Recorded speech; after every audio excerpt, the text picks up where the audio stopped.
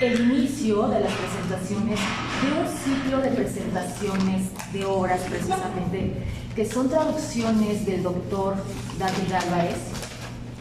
No son pocas, son 4 traducciones las que hace el doctor Álvarez y que vamos a estar presentando a lo largo de esta semana y la siguiente, los esperamos.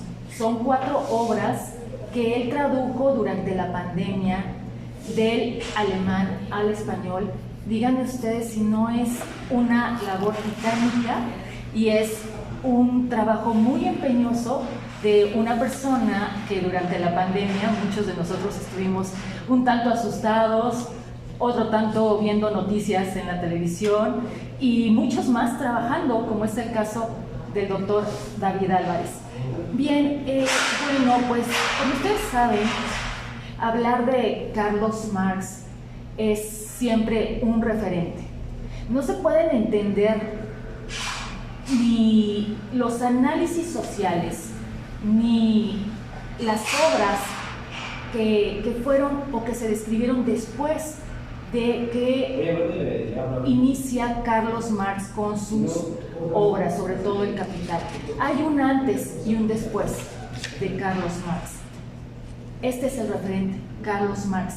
Y bueno, me permití realizar una suerte de solo unas palabras breves de la propia obra de nuestro traductor, el doctor David Álvarez. Inicio. Existe la posibilidad de que la obra de Marx sea una de las más reproducidas y estudiadas en el mundo de las ciencias sociales y las humanidades. Estas máximas figuras comenzaron a cuestionar las condiciones políticas y económicas que se dieron en parte del siglo XVIII. Una vez que se encargaron de mostrar cómo era la realidad, se dieron a la tarea de planear soluciones alternas al modo de producción capitalista, a saber, el socialismo y su transición al comunismo. Burgueses y proletarios, modo de producción capitalista, Estado, sociedad de clases, son algunas de las expresiones que más se han teorizado dentro del marxismo clásico, discutidas en varias obras de máxima influencia como El Capital, El Manifiesto del Partido Comunista y crítica al programa de Gotha. Sin embargo, conviene preguntarse si todas las expresiones que se han mencionado han llegado a nuestras manos tal y como lo mostraron los autores, tal como ellos lo pensaban. Si se quiere apreciar el marxismo, es su más y fiel concepción, hay que leerlo tal y como fue escrito. Esto lo enuncia en varias ocasiones el traductor, donde nos menciona que no siempre las traducciones se hacen de manera literal, y esto de cierta manera tergiversa la forma de pensar del autor. Ahora bien, el traductor de la obra que hoy nos ocupa, el doctor David Álvarez, ya antes se había encargado de traducir otras obras del pensamiento marxista, como lo es El Manifiesto del Partido Comunista y Crítica al programa de Gotha.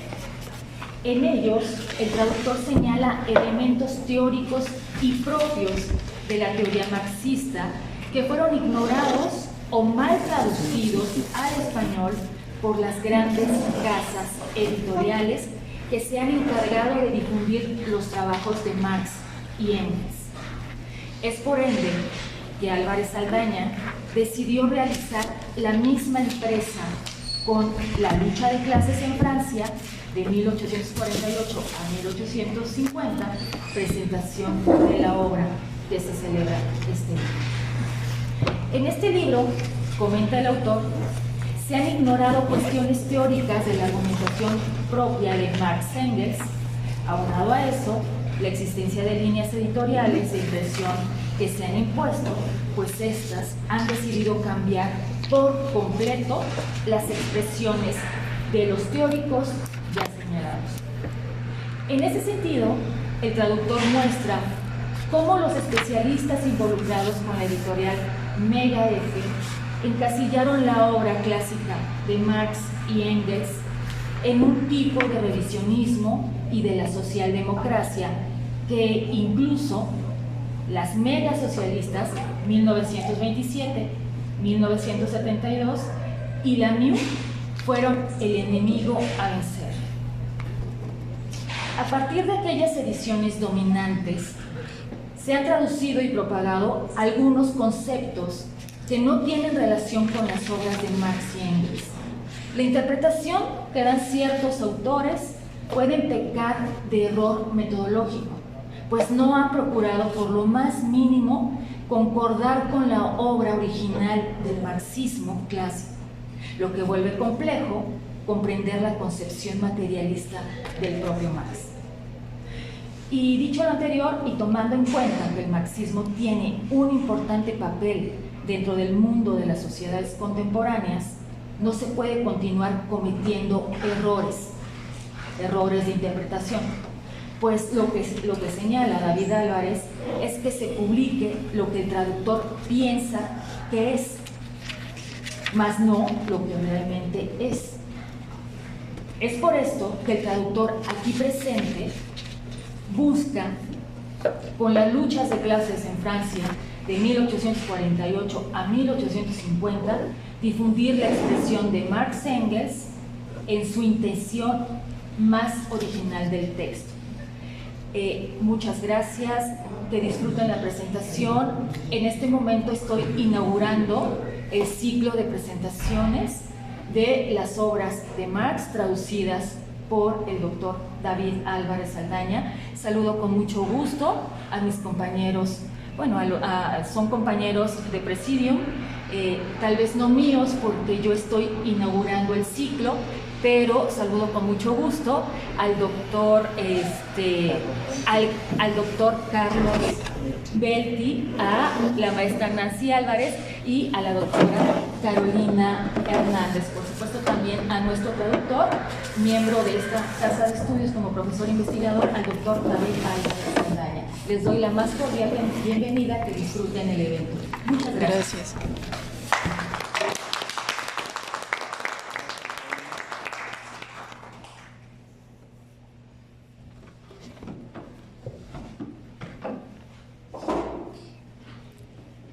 Buenas tardes a los poquísimos presentes, pero no es óbice para estrenar también en estas circunstancias un escrito tan importante, porque su huella, su impronta no lo va a determinar ningún número de asistentes a ninguna de sus presentaciones, sino el escrito en cuanto tal. Voy a fungir como moderador de esta mesa, pero también preparé unas palabras que quiero comunicar después de la maestra Erika, por ser el responsable del escrito. Ustedes pueden, los que nos acompañan, también participar al final elaborando cualquier tipo de pregunta a cualquiera de los que formamos la mesa, y vamos a tratar de responderlas de manera puntual, pero al final.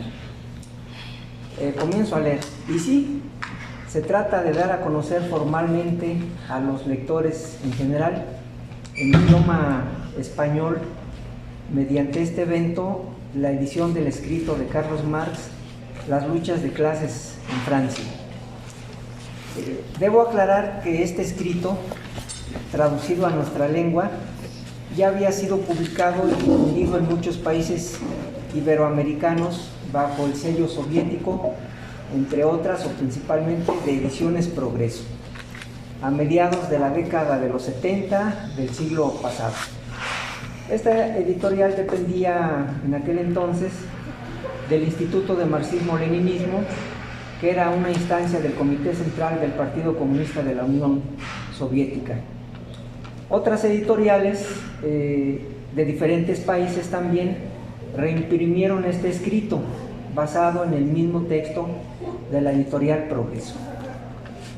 El formidable desarrollo económico-social alcanzado en esa época por la URSS, aunado a la coyuntura internacional forjada por muchas fuerzas sociales y partidos políticos nacionalistas a nivel mundial en contra del colonialismo capitalista, en pro de sus aspiraciones de independencia nacional y, en muchas ocasiones, de sus francas intenciones antiimperialistas a favor del socialismo, crearon las condiciones históricas para oponer a la compleja y variada ideología burguesa internacional de aquella época una doctrina de similar amplitud, basada fundamentalmente en la obra de Marx y Engels, pero también en la de Lenin.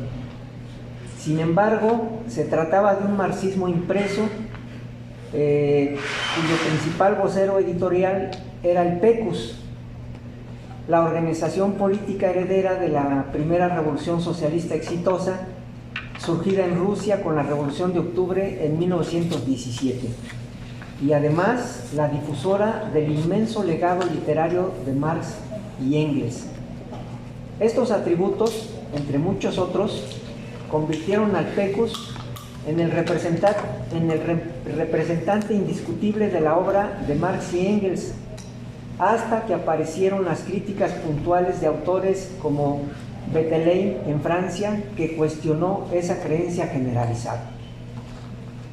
El dominio político del PECUS sobre los países que conformaban el bloque socialista de entonces, quitando a China y a Yugoslavia principalmente, más su poderío económico-militar de aquel mundo bipolar, convergieron, entre muchos otros factores, en la necesidad de crear una serie de instrumentos propagandísticos para difundir los escritos de Marx y Engels y de Lenin, a través del mayor proyecto editorial en la historia de la humanidad. El proyecto al que me refiero se compuso de la edición de más de 40 tomos de la obra de Marx y Engels en la década de los 50, conocida como MEU. MEU son las siglas en alemán de Marx, Engels, Werke, que para simplificar prefiero mencionar como MEU. Aparecen en los años 50.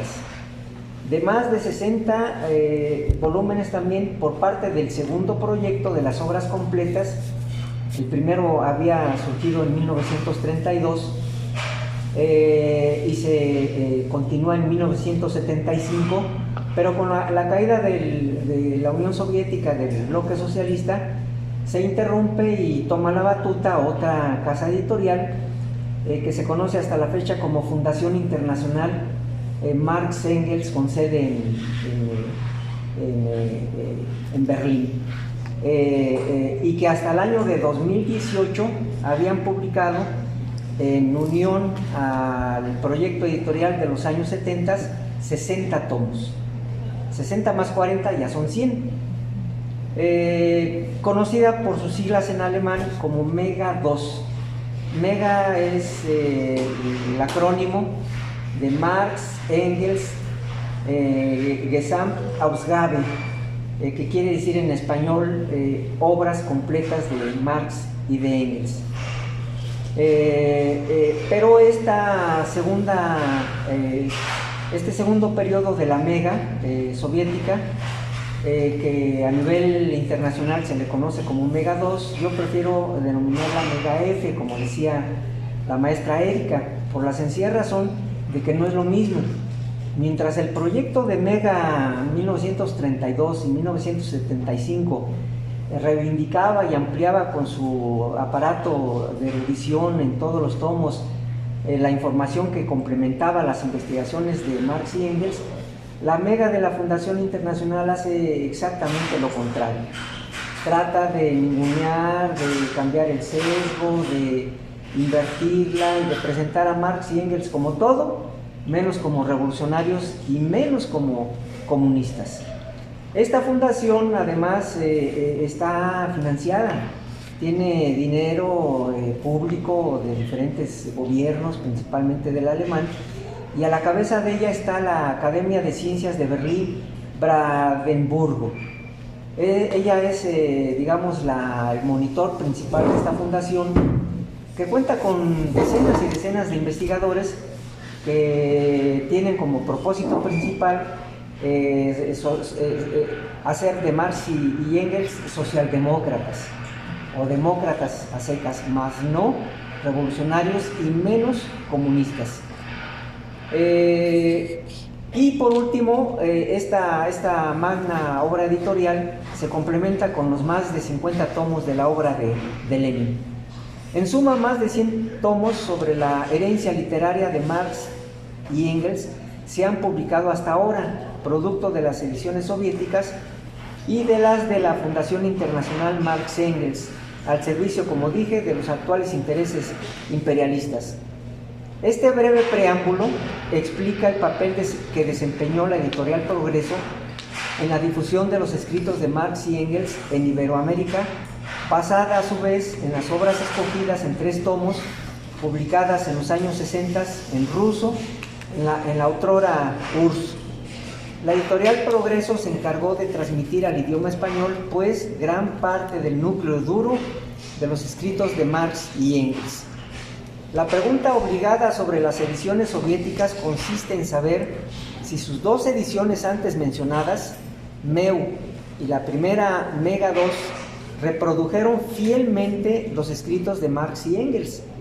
La respuesta en términos generales es que sí lo hicieron, pero en alemán. Esta afirmación es fácil de corroborar, puesto que desde que dichas ediciones aparecieron a mediados de los años 50 y 70, infinidad de investigadores de diferentes países y filiaciones políticas pudieron cotejarlas con el legado documental de Marx y Engels, alojado desde mediados de los años 30 hasta hoy día en el Instituto Internacional de Historia Social con sede en Holanda.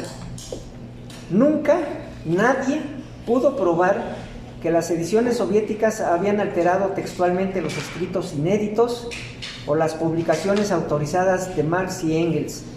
Las innumerables objeciones hacia estas ediciones fueron principalmente con relación a los prólogos elaborados por el Instituto de Marxismo-Leninismo para los diferentes tomos de MEU, también con relación a los diversos títulos, subtítulos y añadidos editoriales, y finalmente respecto al gran aparato de erudición que ampliaba la información de la base del texto en general. Ni siquiera para el caso particular del llamado capítulo 1 de la ideología alemana pudo demostrarse por la nube de críticos antimarxistas de ayer y hoy que las ediciones soviéticas habían mutilado, sustituido o completado el texto original. Lo que sí se descubrió con el tiempo fue que en este caso particular se había publicado, en efecto, el texto original diferentemente a como lo habían paginado Marx y Engels. Ese fue el pecado que cometió la edición soviética. No lo publicó de la página 1 a la 70, como estaba escrito, sino lo intercaló, pero tal y como los autores lo habían redactado, es decir, no quitó una coma, ni puso adjetivos, sustantivos o ideas del partido en ese manuscrito como se le ha achacado hasta la fecha. En resumen, sin profundizar más sobre la autenticidad textual de las obras de Marx y Engels, puedo concluir, en virtud del conocimiento que tengo sobre el tema, que las 2 ediciones soviéticas aludidas, MEU y la primera parte de Mega 2, reprodujeron idénticamente en idioma alemán los manuscritos y las impresiones autorizadas en vida por Marx y Engels. Les cuento todo esto porque, a pesar de este descomunal esfuerzo editorial, no puede decirse lo mismo de las ediciones de Marx y Engels en otros idiomas, inglés, francés o italiano, por ejemplo. Para mencionar tan solo un caso, la argumentación del francés Nikos Poulantzas en contra de diversos integrantes del Partido Comunista francés en los años 60, el más importante de entonces, que abogaban por su conversión en un partido socialdemócrata, se basó en la lectura directa, es decir, en alemán, de numerosos escritos de Marx y Engels. Así, Poulanzas ventiló al mundo la cascada de errores y tergiversaciones en las que las diferentes ediciones francesas habían incurrido sobre múltiples conceptos claves alojados en las principales obras manuscritas o impresas del pensamiento revolucionario de Marx y Engels. En cuanto a las traducciones en español de cierta parte de la obra de Marx y Engels, realizadas por españoles como las de Wenceslao Roses, con El Capital en su primera versión, o la de Fondo de Cultura Económica, o la ideología alemana de Pueblos Unidos, una edición publicada originalmente en Uruguay, pero que llegó a México también, o la de Manuel Sacristán, con el Antidiuri, de Ediciones Grijalbo, o la del sudamericano Pedro Scaro, con El Capital en 8 tomos en la versión del siglo XXI, entre otros. Son claros ejemplos desde las primeras líneas en que se les lee, que fueron realizadas por ellos de manera interpretativa. Todos creíamos que Roses, Sacristán y Scaro habían copiado el texto de Marx y Engels, y no es así. Lo interpretaron según su marco de referencia y nunca hicieron el intento de hacerlo textualmente, ni le advirtieron al público en dichos prólogos, porque todos prólogan sus respectivas traducciones, que no se trata de traducciones textuales.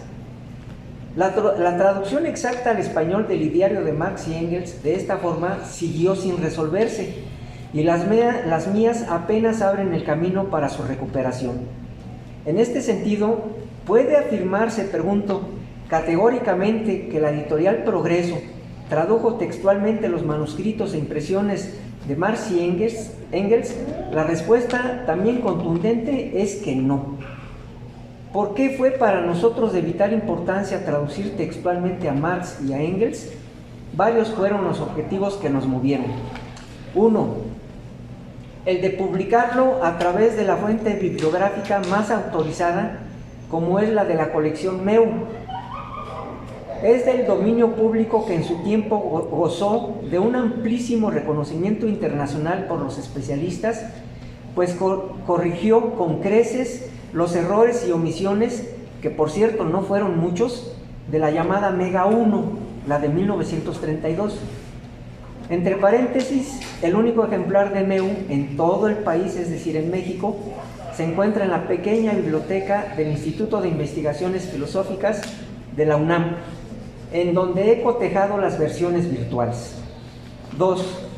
La de publicarlo en calidad del primer escrito en la historia del pensamiento económico, político y social, en donde la ciencia de la historia es una frase de Marx y Engels que aparece en sus publicaciones del nuevo periódico renano de 1850, con el manifiesto del Partido Comunista en los prólogos que realiza Engels post-mortem Marx, o el materialismo histórico, término expresado por Engels, pero aceptado también por Marx en obras como el Antidiuring o del socialismo utópico al socialismo científico. Esto es fundamental porque normalmente se le achaca a Engels que inventó frases, las añadió a espaldas o después de muerto Marx, y no es así. Hay escritos que demuestran, que son los que pensamos publicar cuando aparezca del socialismo utópico al científico, de puño y letra de Marx, en donde convalida las denominaciones que utiliza allí Engels, como la de materialismo histórico, y las cuales vieron por primera luz en 1850 en Hamburgo, hoy actual Alemania. 3. Fue de publicarlo bajo el estricto criterio de traducción textual.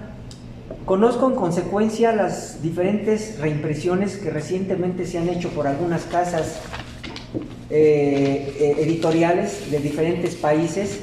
Conozco las de España, las de México y las de Argentina, sobre algunos trabajos de Marx y Engels.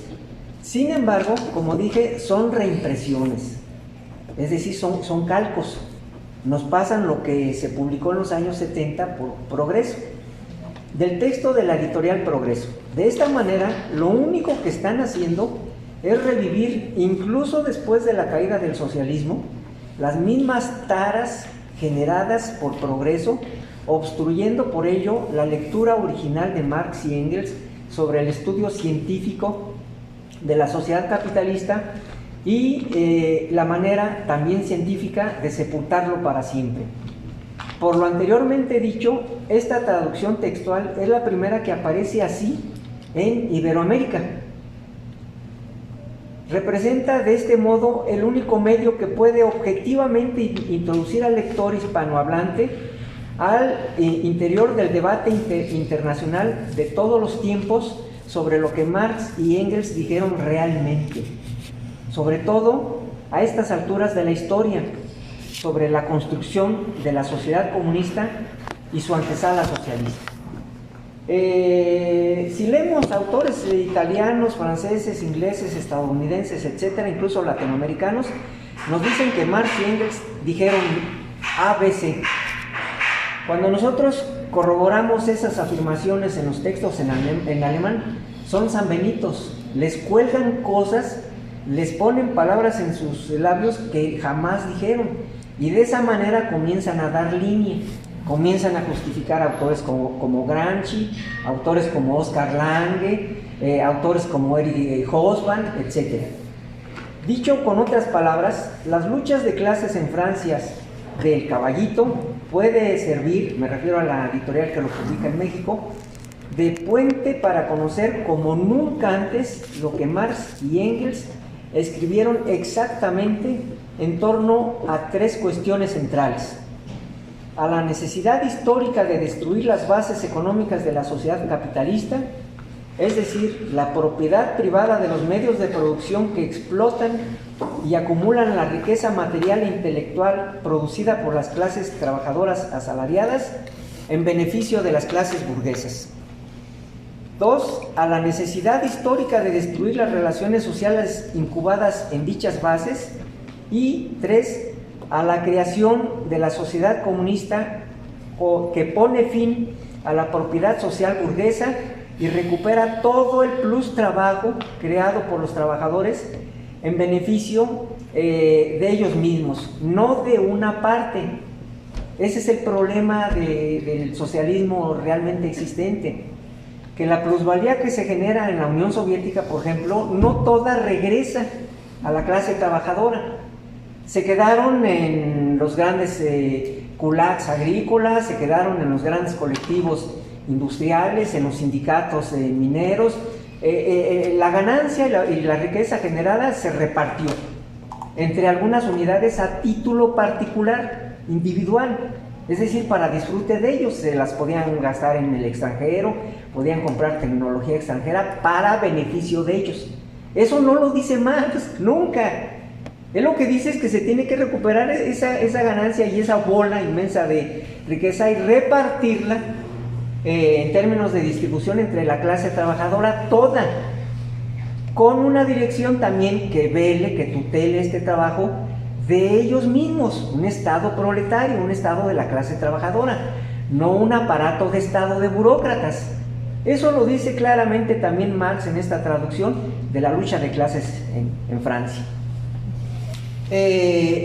A partir de la dictadura revolucionaria del proletariado como primer periodo de transición económico rumbo al comunismo. Si no rescata el lector este inicio, intermedio y final de la obra de Marx y Engels, no lo entiende, porque ellos no se detienen en el socialismo, ni se atoran en el socialismo utópico de Roberto Owen o del de Wittgenstein. Ellos continúan, pues nadie es tan tonto como para arriesgar un ciclo de vida y no saber a dónde se iba a llegar. Ellos sí sabían a dónde se iba a llegar. Lo que pasa es que el PECUS y otros partidos, incluso el Partido Comunista Cubano, que habla nuestro idioma, están de necios e insisten en que el marxismo, ni Marx y Engels como sus autores, dan una salida, una alternativa, que no escribieron nada al respecto en lo que toca la construcción del socialismo-comunismo, y es una mentira monumental. Allí están los escritos, pero claro, agarran Progreso, agarran las ediciones chinas, que fueron ideadas precisamente para proteger ese tipo de socialismo que fracasó. finalmente se derrumbó por sí mismo. Estos y otros temas los aborda Marx en las luchas de clases en Francia, pero voy a dejar que hablen de ellos, si así lo deciden, los demás comentaristas. 4. Otro de los motivos de traducir y publicar este escrito fue para rechazar totalmente la versión editorial del mismo, publicada en alemán por la ya mencionada Mega F. Es decir, se quedó el lugar vacío con la caída del socialismo, lo aprovecharon los exégetas de la socialdemocracia con financiamiento público de diferentes países y están publicando estos diferentes tomos castrando la obra de Marx y de Engels.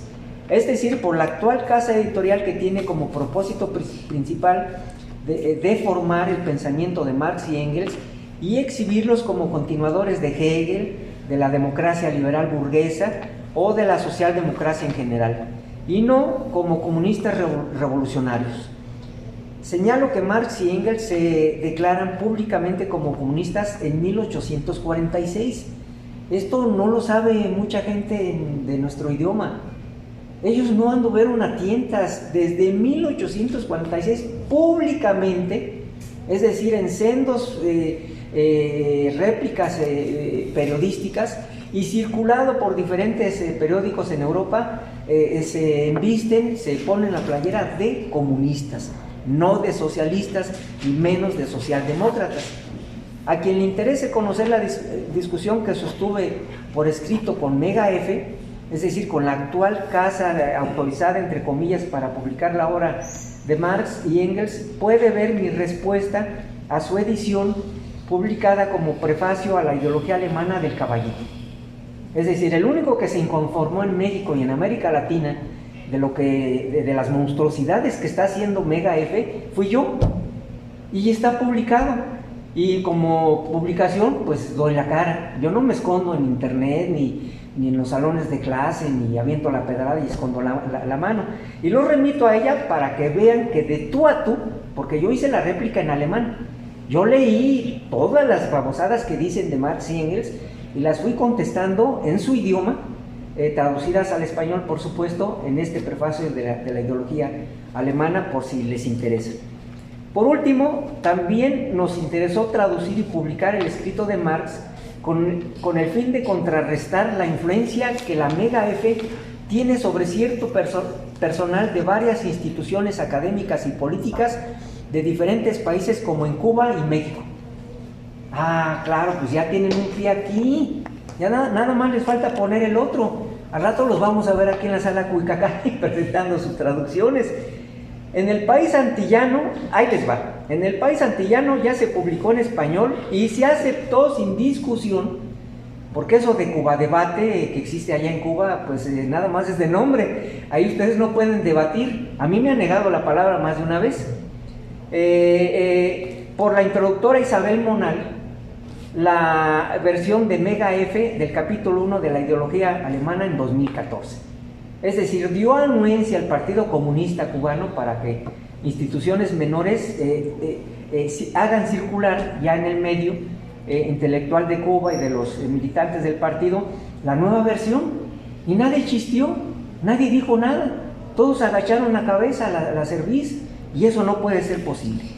En México la influencia de la Mega F se palpa a través de sus voceros que giran en torno a Enrique Dussel, a sus partidarios de la Universidad de la Ciudad de México y de la UAM Xochimilco, y del partido actualmente gobernante Morena, entre otros muchos. Eso es una verdad.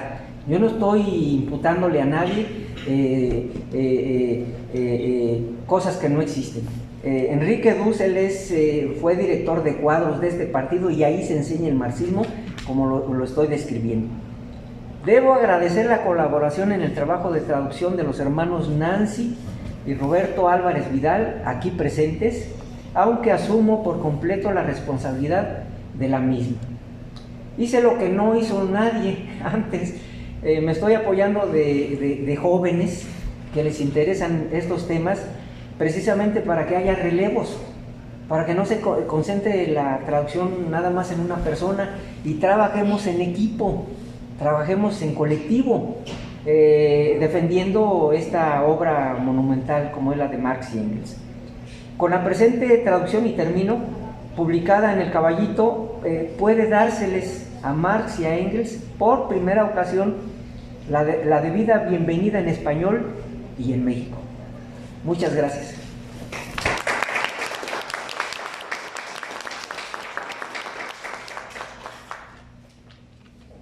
Paso la palabra a la maestra Carolina Hernández. Ella es profesora de tiempo completo aquí en la UAMI y nos hizo el favor también, el gran honor de estar presentes aquí, virtiendo sus comentarios que a continuación van a oír.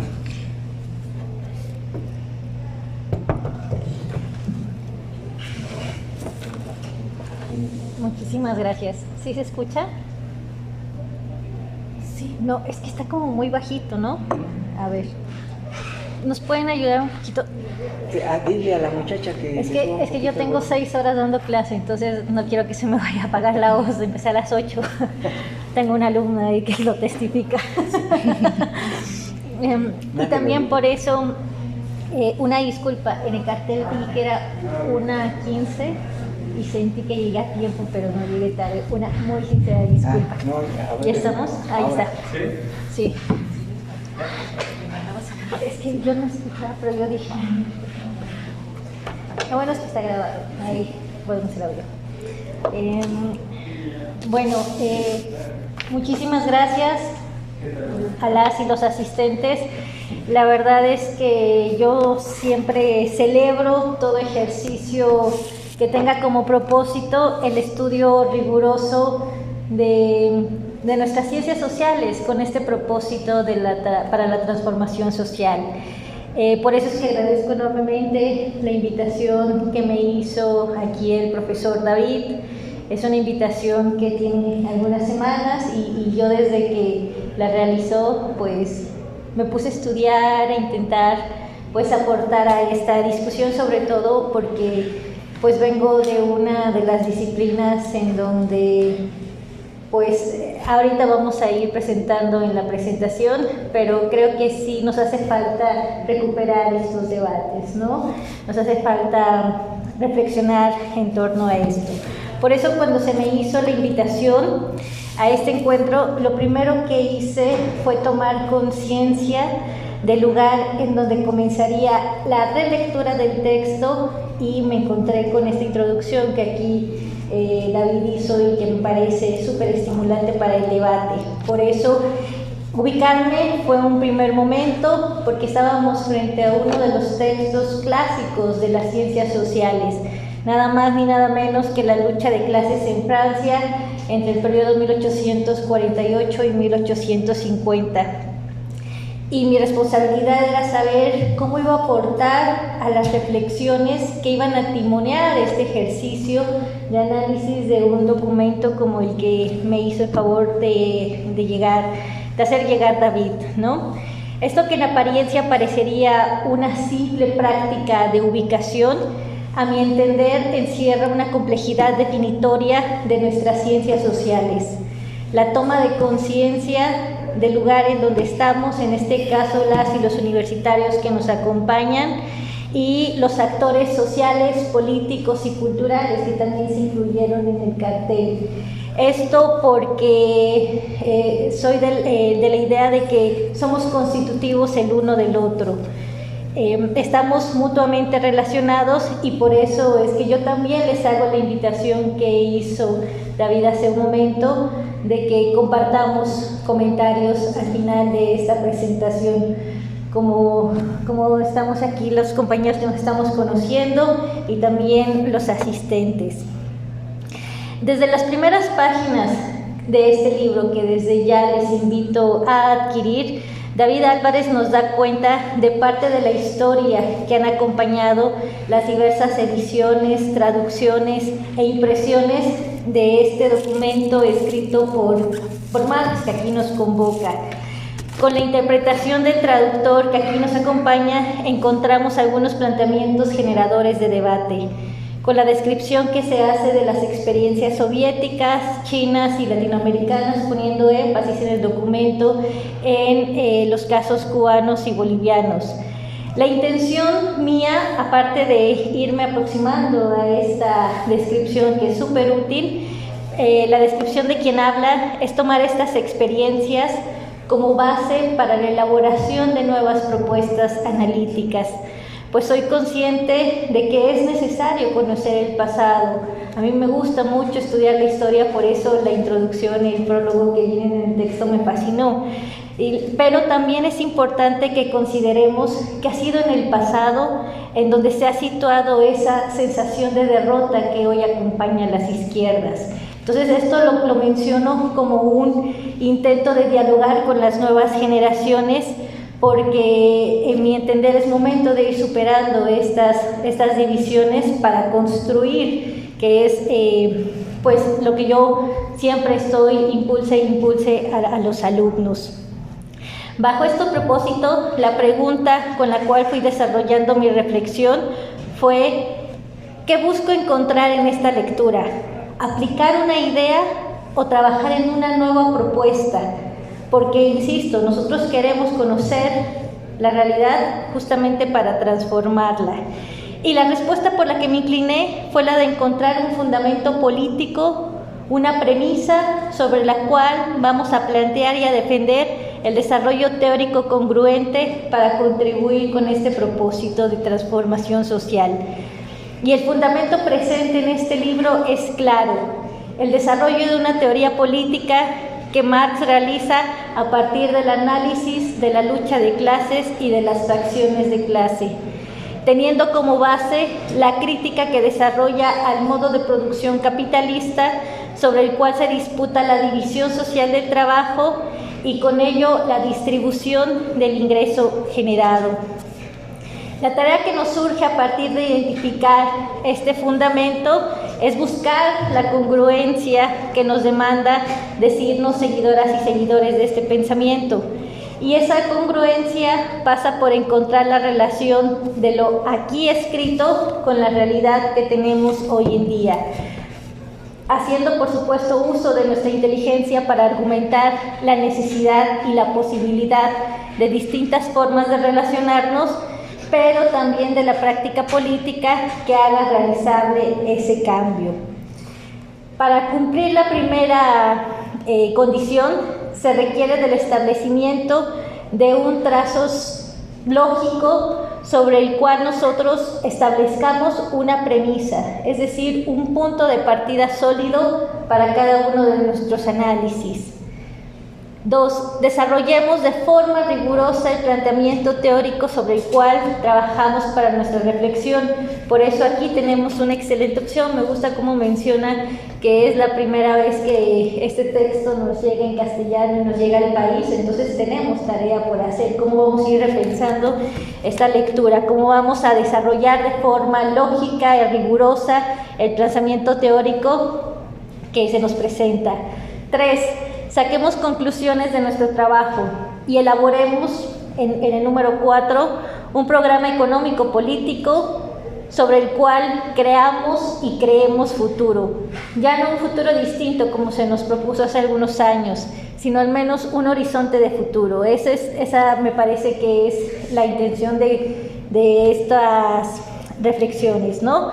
Pensemos, por ejemplo, en cómo Marx fue construyendo la premisa que le permitió realizar este estudio científico, y esa premisa la encontramos en los acontecimientos mundiales que precedieron las luchas de clase que describe, que comenzaron en el 48. Desde la introducción te muestra que uno de los primeros antecedentes fue justamente la plaga de la papa y las malas cosechas de los años 1845 y 1846. Y también la crisis general de comercio y de la industria en Inglaterra en el 47. A partir de entender estos dos antecedentes de la coyuntura histórica, es que Marx va a analizar las relaciones sociales de producción que dieron origen a los sujetos sociales que aquí describe: a la clase capitalista con todas sus fracciones, a la clase trabajadora y sus distintas fracciones, y a los pequeños productores, y también las caracterizaciones que tienen estos trabajadores, estas fracciones que se van creando, porque los sujetos se crean a partir de las relaciones sociales. Quienes se definen, las relaciones sociales se van a definir a partir de la propiedad que se presenta dentro del sistema económico y la expresión que van a tener en el sistema político e ideológico cultural. Es con este antecedente histórico que va desmenuzando el autor que él reconocerá los sujetos sociales en lo que tomó de uno de los autores que leyó y que le ayudó con el aspecto metodológico, que fue Hegel, ¿no? A partir del reconocimiento de los sujetos sociales en su estar, es decir, desde el conjunto de condiciones que lo van a situar en el espacio-tiempo dinámico y transformativo. Y dos, desde su ser, es decir, desde el conjunto de condiciones, de identidades específicas y determinadas que van a definir ese sujeto. Por eso es que Marx pudo ver que en Francia no dominaba la clase capitalista, sino una fracción de la misma, la llamada aristocracia financiera, y que a decir del texto está conformada por banqueros, reyes de la bolsa, los reyes de ferrocarriles, los dueños del carbón, ya que la burguesía industrial apenas tenía una participación minoritaria en la Cámara de Representación. Bajo esta estructura, la fracción de clase financiera ejercía dominio no solo sobre la clase obrera y campesina, también sobre la fracción de capitalistas industriales, sobre la pequeña burguesía y la administración pública, esta última por el constante endeudamiento al que era sometido, situación que le llevó a nuestro autor a plantear dos importantes necesidades sobre las cuales todavía debemos seguir trabajando. Uno, la expropiación de los medios de producción, pero en estos tiempos también se da cuenta en este documento, y me gusta porque no lo recordaba haberlo leído, es la expropiación de los medios de cambio. Este segundo punto, insisto, está muy vinculado con la actualidad. Veamos pues esta condición de imperialismo que se basa hoy en día en el control y el dominio de la moneda, con la cual hasta hace muy poquito se hacían las transacciones en su mayoría a nivel mundial. Me estoy refiriendo, por supuesto, al dólar, condición que impedía a los pueblos del mundo que fueran soberanos en materia económica por la dependencia que tenían de conseguir dólares, ya sea para echar a andar sus procesos productivos, comerciales, o simplemente para pagar las deudas que adquirieron en esa moneda y que en esa moneda debían pagarse. Pensemos además, ya haciendo este análisis de fracciones, que más del 80% de los dólares que se emiten a nivel mundial son a cargo de privados, y según datos conservadores, apenas el 20% son emitidos por la Fed, es decir, por un Estado-nación. Entonces aquí ya estamos hablando de que las fracciones de clase también se han transnacionalizado, no solo las clases. Y estas invitaciones que encontramos en las lecturas, a partir de lo que sería como sutilezas en la traducción, me parece que tienen un contenido súper potente para analizar la actualidad. Volviendo al texto que inspiró esta reflexión, pues Marx se remonta en las derrotas sufridas por las fracciones subordinadas del año de 1849. Esta expresión entre la lucha que hay entre deudores y acreedores, ya no solo entre asalariados y capitalistas, y cómo esta tragedia que el autor va describiendo en forma de comedia se repite ahora con grandes capitalistas financieros transnacionales y con países enteros. Ya no solo con esta expresión en clase, sino que estamos viendo fracciones y estados-nación que tienen toda una organización social que también se encuentra subordinada a fracciones de clase, lo cual se explica en parte porque la dialéctica de los movimientos sociales es en sí compleja. Pero si nosotros sabemos plantear esta complejidad, seguro podemos manejarla, que eso es lo que nos debe inspirar este tipo de textos. Pensemos en lo siguiente: las y los científicos sociales nunca nos vamos a encontrar con expresiones populares puras. como nos muestran muchas veces las teorías que ahora prevalecen. Por el contrario, los distintos intereses sociales se expresan hoy desde lo local hasta lo global y varían dependiendo del sector económico y, por supuesto, del sujeto productivo que derive de las distintas relaciones sociales de producción que se desarrolle. De ahí que, pues, si estamos analizando las clases, nos toque desmentir un concepto que hoy está muy de moda, pero que nada explica. Me estoy refiriendo a la clase media. Para ello hay que señalar el craso error típico de los análisis weberianos que al menos en economía prevalecen, y no sé cómo hacemos en las otras disciplinas, pero ahorita vamos a escuchar muy atentamente lo que nos comparten. Igual. Sí, lo intuía.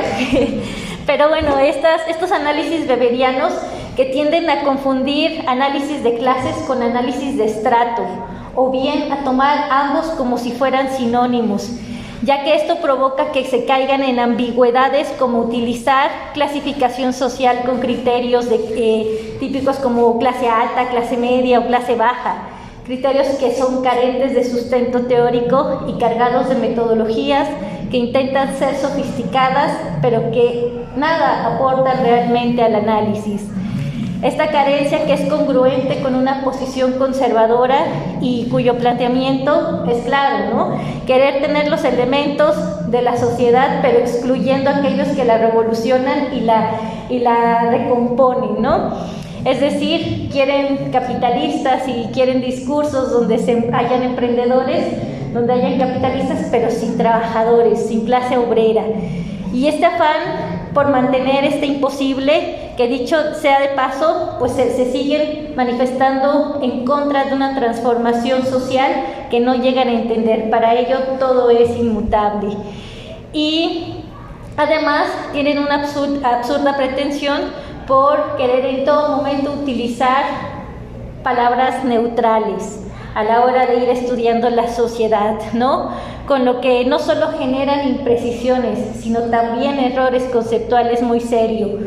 Por ejemplo, se tienen trabajos en los cuales se emplea, en lugar de emplear el concepto de clases sociales, hablan de grupos de ingresos superiores o inferiores, sin explicar con base en qué se dan estos criterios de clasificación, o en el mejor de los casos, arbitrariamente eligen determinado número de salarios mínimos para hacer esta clasificación.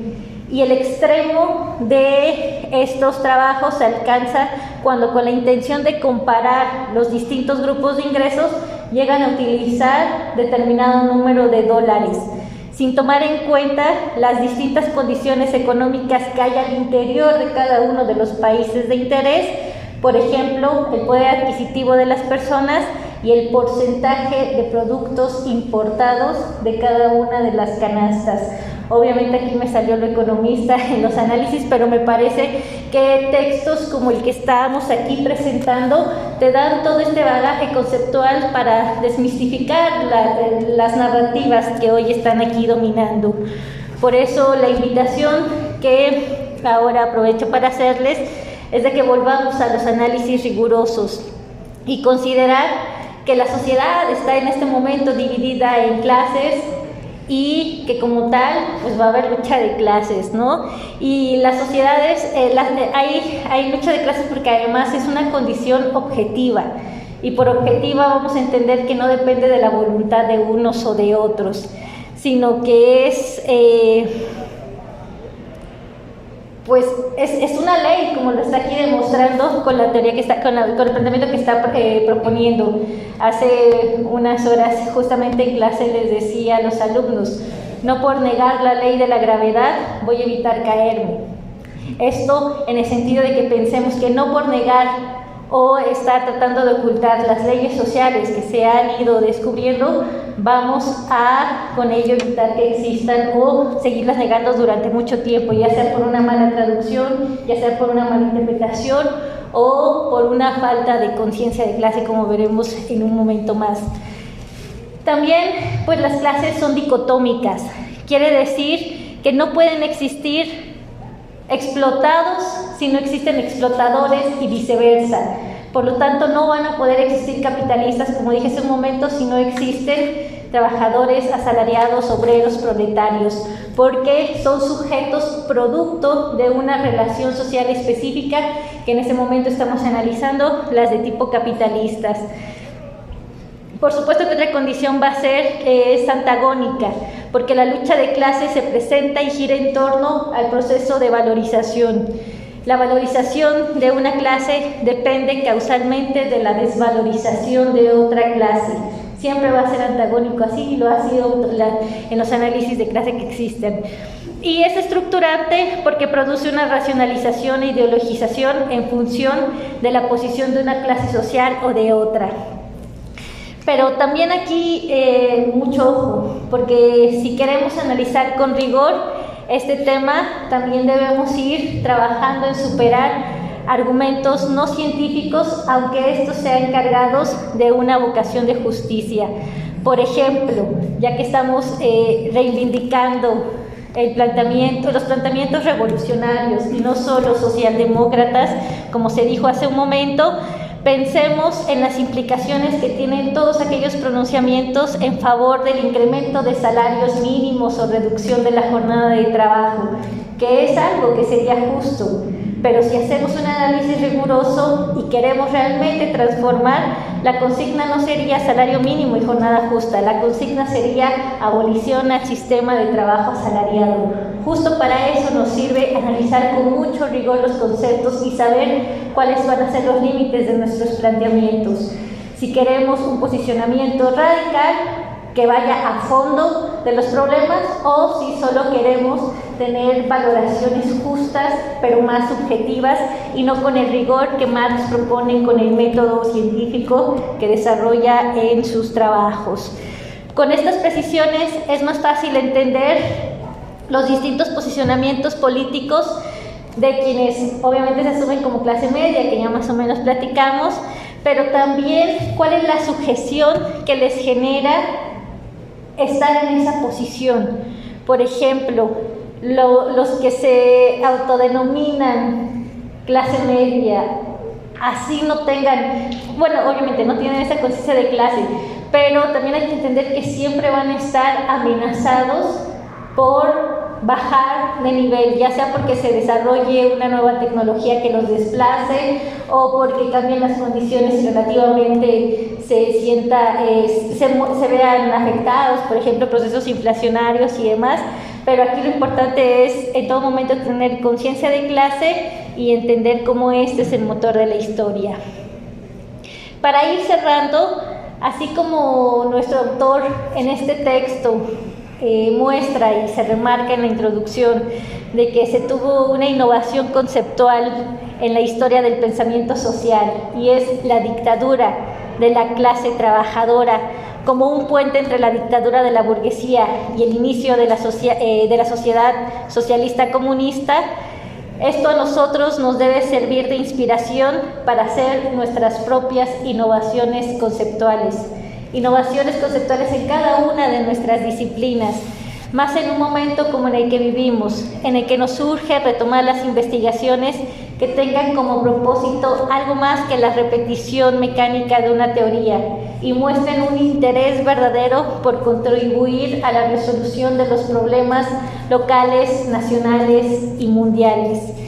Esfuerzos intelectuales que emprendan el estudio a profundidad de la historia del pensamiento económico social con el objetivo de recuperar los aportes que reconocidos pensadores como Marx realizaron con su praxis y que con ella lograron la elaboración de toda una crítica al sistema categorial de la ciencia que estaba vigente en su momento. Por eso es que Marx se puso a estudiar mucho al famoso padre de la economía, Adam Smith, y a todos los economistas que desarrollaban esa ciencia, y a partir de allí creó su crítica a este sistema categorial de su momento. Y nos debe servir también de inspiración para que nosotros hagamos la crítica al concepto de ciencia imperante en nuestra época, en esta época que se llama neoliberalismo. Una denominada ciencia que niega, quizá por ignorancia, no lo sé, que los conceptos, los modelos de pensamiento y metodologías de investigación se insertan en coyunturas históricas en esferas culturales y espacios socioeconómicos específicos.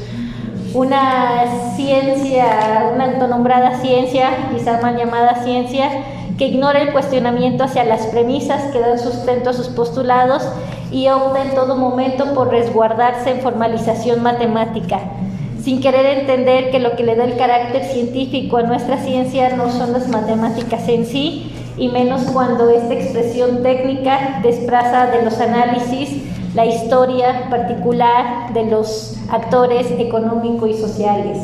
Entonces estamos ante grandes retos, pero también tenemos importantes bases y que se van actualizando. Entonces la invitación es a que repensemos nuestras categorías, nuestro sistema económico, repasemos a los autores que nos ayudan a comprender toda esta complejidad que, insisto, es compleja porque tiene múltiples determinaciones, pero una vez que las podemos plantear, sin duda alguna, podemos manejarla.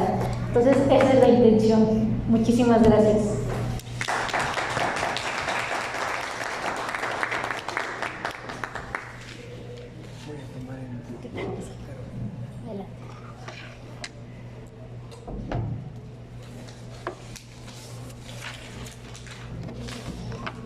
A continuación tiene la palabra el doctor Carlos Belti, del cual voy a dar un semblante.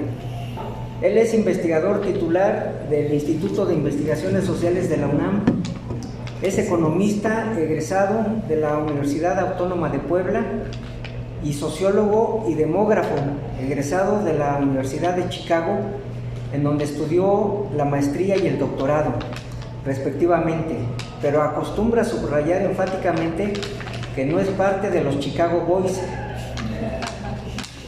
es decir, de Milton Friedman. Es miembro de una etapa temprana de su vida de la juventud comunista, cuando ser comunista en este país significaba arriesgar la libertad y, en el extremo, la propia vida. Tiene una extensa obra en temas de demografía y evaluación de políticas públicas, y en estos años ha estado dedicado al análisis de las acciones gubernamentales para enfrentar la pandemia. Es además experto en estadística aplicada a las ciencias sociales. Fue vicerrector de investigación y posgrado de la Universidad Autónoma de Puebla, presidente de la Sociedad Mexicana de Demografía, director de encuestas epidemiológicas de la Secretaría de Salud también. Me pidió mencionar que es, ante todo, un estudioso del marxismo como herramienta para entender lo que sucede en la sociedad. Así que, estimado Carlos, tienes la palabra.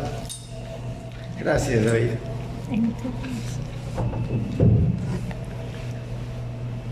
Bueno, es realmente un privilegio en lo personal estar en esta presentación de las traducciones que han hecho David y sus colaboradores. Me corrige si no es así, pero recuerdo que en sentido estricto antes de la pandemia me invitaste a la presentación de uno de las obras que han traducido y coincidió pues afortunadamente con la lectura que hice poco después de una obra que recomiendo. Puede no ser esto lo acostumbrado en la presentación de un libro, pero tengo que recomendarlo porque creo que vale la pena leer las traducciones que ha hecho David de la obra de Marx y leer también lo que se ha escrito sobre Marx. Y me refiero concretamente a la obra Marx, Ilusión y Grandeza de Gareth Jones. Es desde luego un volumen que impresiona porque debe tener, no sé si 800 cuartillas o más, pero ha sido aclamado como uno de los mejores libros publicados en los años recientes en el mundo. Pero ha sido utilizado para criticar al marxismo. Entonces, bueno, ha sido utilizado por una publicación, no tengo que decir mucho de ella, como Letras Libres en este país, para mostrar, entre comillas, las debilidades de la obra de Marx, pero hace más grande la obra de Marx, porque hay una lectura simplona de la obra de Jones. Y en una entrevista que le hacen precisamente, pues ubica la importancia del marxismo, a diferencia de la pretensión de esta publicación nacional. Bueno, yo tengo que decir muchas cosas, desde luego, sobre lo que está haciendo David y colaboradores, pero quisiera sobre todo subrayar la vigencia del marxismo y desde luego su aplicación para entender lo que sucede en la sociedad, como decía en la nota que leía David, en el momento actual. Esto para mí es lo más importante. Y empiezo diciendo, aprovechando algo que dijo mi colega, que me ha antecedido en la palabra, precisamente las clases sociales existen, objetivamente, queramos o no, y las clases sociales no van a desaparecer porque nos demos abrazos. Está más allá de los abrazos eso, ¿no? Es una condición estructural. Y voy a tratar entonces de hacer referencia, he escrito muchas cuartillas, pero no las voy a leer, sería un despropósito. Solo voy a hacer referencias puntuales en este afán de contrastar la vigencia de la obra de Marx con lo que sucede no en general, sino con la sociedad nacional. Entonces voy a utilizar citas textuales del propio texto y voy a hablar desde luego de tres personajes, o voy a referirme a tres personajes a través de sus expresiones. Desde luego David, Friedrich Engels y Karl Marx. Y empiezo diciendo, cito textualmente, repito, utilizaré citas para hacer mis comentarios y no voy a leer todo el texto. Empieza la cita, dice Marx: Hegel dice en alguna parte que todos los grandes hechos y personajes de la historia universal aparecen, como si dijéramos, dos veces, pero se olvidó agregar, una vez como tragedia y la otra como farsa. Termina esta cita. Sigue la siguiente: los hombres hacen su propia historia, pero no la hacen a su libre arbitrio, bajo circunstancias elegidas por ellos mismos, sino bajo aquellas circunstancias con que se encuentran directamente, que existen y les han sido legadas por el pasado. La tradición de todas las generaciones muertas oprime como una pesadilla el cerebro de los vivos, y cuando estos aparentan dedicarse precisamente a transformarse y a transformar las cosas, a crear algo nunca visto, a ser originales, a pasar de la tercera a la cuarta fase, esto lo agregué yo, es precisamente cuando conjuran temerosos en su auxilio los espíritus del pasado. Toman prestados sus nombres, sus consignas de guerra, su ropaje, para, con este disfraz de vejez venerable y este lenguaje prestado, representar la nueva escena de historia universal. Es una cita del 18 de Brumario, escrita en 1869, pero parece que está reflejando el México de 2022. Dice David Álvarez, bueno, debo decir algo muy concretamente, lo que hace David es muy pretencioso y por eso estoy aquí, porque me gusta que mis alumnos, David fue mi alumno en el CCH hace muchísimas décadas, sean pretenciosos. Desde luego, no me gustan las medias tintas ni la mediocridad, entonces por eso estoy aquí, David. Gracias. Y yo creo que la importancia de lo que está haciendo, del trabajo que está haciendo David y colaboradores, no debe medirse por la confrontación que pueda darse con otras personas, no creo que personajes que mencionaste tú mismo, que habitan esta Ciudad de México, o incluso con las obras que ha editado, pues no una, sino varias organizaciones interesadas en la difusión simplona del marxismo. Yo creo que el trabajo va más allá de eso. Y hay un asunto fundamental, desde luego, que creo que vale la pena discutir, como él dijo estar dispuesto a hacerlo.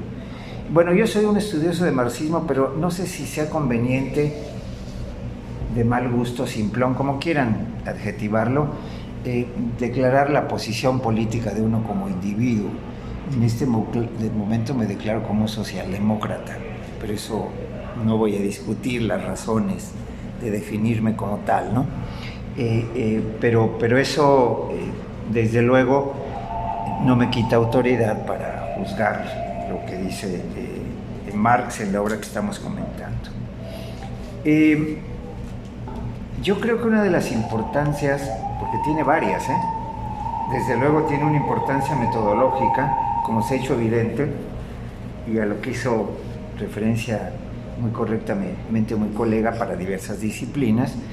Comparto desde luego el hecho de que seamos economistas, yo originalmente, dedicado a otras cosas ahora, pero más allá digamos, de la importancia metodológica de la obra de Marx, pues la importancia política es obvia.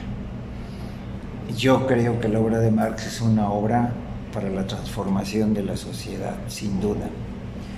Y entonces lo que se critica a Marx es que, aquí tengo que recordar el trabajo que en la licenciatura hizo un compañero de generación en ese momento en la universidad, sacó 10 desde luego, hizo un trabajo que se llamaba ¿Por qué se equivocó Marx?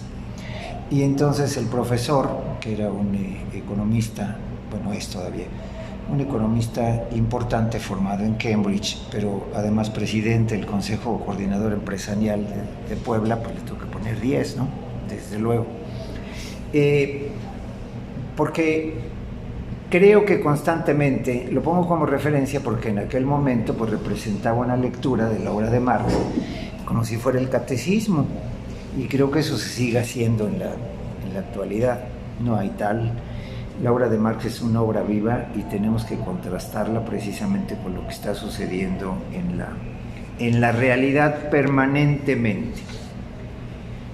Yo creo que esa importancia metodológica pues tiene que ver con algo que en las primeras páginas de la obra menciona David, refiriendo o incluyendo una cita textual también que se hace de la obra que publica Progreso de Marx en este caso.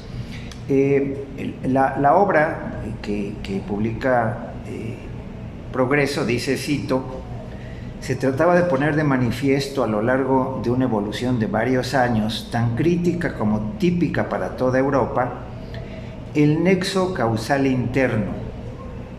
Se trataba pues de reducir, subrayo la palabra, siguiendo la concepción del autor, los acontecimientos políticos a efectos de causas, en última instancia, económicas. En realidad, dice David, el texto es el siguiente. Aquí se trató, por ello, de comprobar en el transcurso de varios años, tanto críticos como típicos para toda Europa, el desarrollo de la relación causal interna, es decir, en el sentido del autor, se trató de atribuir, no de reducir, los acontecimientos políticos a resultados de causas, en última instancia económicas. Y esto es muy importante, porque creo que estamos en todas las disciplinas, no solamente las disciplinas sociales, debo decir, todo el que hace ciencia está obligado a identificar las causas últimas de los fenómenos, o como decimos en ciencias sociales, las variables estructurales que provocan determinada situación concreta que estamos interesados en analizar. Pero estamos obligados a identificar lo que se denominan las variables intervinientes, que es una cosa distinta a las variables estructurales, es decir, las variables intervinientes son los determinantes próximos del fenómeno. Y lo que hace Marx en esta y en otras obras, pues es identificar precisamente las condiciones o variables estructurales. Eso es lo importante y eso es lo específico de la cita que he mencionado de David en las primeras páginas de esta obra. Es decir, sigo diciendo o repitiendo lo que dice David. Como se aprecia en las dos traducciones de arriba, aparte de otras modificaciones en la estructura del enunciado, menos importantes, la de Progreso interpretó el verbo surofrum como si fuera reduciere. La acusación en nuestro idioma de que el marxismo, dicho por el mismo Engels, era reduccionista, pululó desde entonces injustificadamente. No hay nada más equivocado. Pero esto es lo que nos enseñaron. Bueno, no sé si nos enseñaron, pero esto es lo que nos hicieron leer, porque eran las ediciones de Progreso las que teníamos a la mano. Entonces, es un asunto fundamental, sin duda. Esa es, digamos, la importancia metodológica de la obra de Marx. Pero decía yo, hay varias importancias, más allá de la estrictamente metodológica. El pensamiento de Marx como un pensamiento que fundamenta, desde luego, la necesidad de transformar la sociedad. Y esto me parece fundamental, como instrumento de transformación política. Y esto es lo que quisiera destacar. En la obra de Marx se hace constante referencia a la abolición de la propiedad de los medios de producción. Pero claro, los expertos en Marx, yo solo soy lector de Marx, no me considero experto y por eso le decía a David, esto tienes que subrayar, soy un lector asiduo, crítico además de Marx. No encontramos en la obra de Marx que se refiera a la abolición de la propiedad privada como tal, porque además ese es un discurso que se utiliza permanentemente. Bueno, no te vas a quedar, pero incluso sin calzones, porque no va a existir la propiedad privada. Lo que se plantea en la teoría marxista es la abolición de los medios de producción, de la propiedad privada de los medios de producción. Y esto hay que repetirlo permanentemente, porque esto, repito, es además un eslogan político que se utiliza casi de manera cotidiana en los discursos, desde luego, de los políticos permanentemente. Bueno, insistiría, David, yo creo que más allá de mostrar las traducciones revisionistas, que creo que tienen ese objetivo, desde luego, pero más allá de fundamentar posiciones socialdemócratas, yo no lo comparto, yo creo que era la justificación de no hacer evidentes las limitaciones de poner en práctica el pensamiento en el socialismo real. Yo tuve la enorme fortuna de vivir en la Unión Soviética cuando era Unión Soviética, porque pues en este sentido pretencioso puedo decir, a lo mejor soy la única persona en el mundo que estudió en la Universidad de Chicago una especialización, además de lo que hice, en población y desarrollo. Y estudié una especialización en población y desarrollo en la Universidad Estatal de Moscú, Lomonosov, en la universidad, no en la Patrice Lumumba, en donde se llevaban a los cuadros a leccionar. Y eso me permitió contrastar, desde luego, pues lo que decía Marx con el socialismo real. Tuve la oportunidad de vivir el privilegio cerca de la burocracia soviética, desde luego. Entonces, pues eso tenía poco que ver con los planteamientos originales de Marx en sus obras, pero tenía que ver con el socialismo real. No voy a repetir las referencias, pero yo creo que vale la pena, porque ya lo mencionó David, las referencias que has hecho pues a socialismos reales como el socialismo cubano y el comunismo chino, El comunismo chino es el modelo ideal del capitalismo. No hay otra forma ideal en este planeta de funcionamiento del capitalismo extremo en la explotación de las masas como el chino. Entonces, bueno, pues es una caricatura, desde luego. Lo que existe, no hay ese comunismo real como lo planteó Marx. Pero además debemos recuperar un asunto fundamental. Es decir, se habla de la abolición de la propiedad de los medios de producción y se habla de la dictadura del proletariado como una etapa previa a un desarrollo humanista, utilizo ese término, de la sociedad que no hemos vivido hasta el momento. En otras palabras, creo que una lectura, efectivamente, como nos convoca a hacer de la obra de Marx a través de las traducciones, David, no solamente es necesaria, sino indispensable. No me sorprende que estemos prácticamente en familia en esta presentación, pero no me sorprende ni me preocupa. Toda proporción guardada, pues estoy recordando una ocasión en donde mi esposa, que hizo su postdoctorado en la Universidad Autónoma de Barcelona, pues invitó a Gary Becker a dar una conferencia. Creo que todos ubican a Gary Becker, fue mi profesora en la Universidad de Chicago, no podía ser de otra manera, Premio Nobel de Economía, y tuvo que estar consiguiendo en todos los salones invitados a la presentación de Gary Becker, porque creo que ya no es que no interese las obras marxistas, creo que en general lo que ha pasado en la sociedad, la posibilidad de recurrir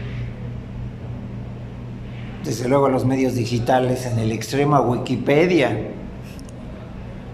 como diría mi abuelita, Dios nos libre, ¿no?, de utilizarla como instrumento, pero bueno, esa es la realidad, pues ha hecho que las presentaciones de libros, a menos que sean algo que interese en otros ámbitos, se vean poco concurridas. Entonces es totalmente explicable esta situación.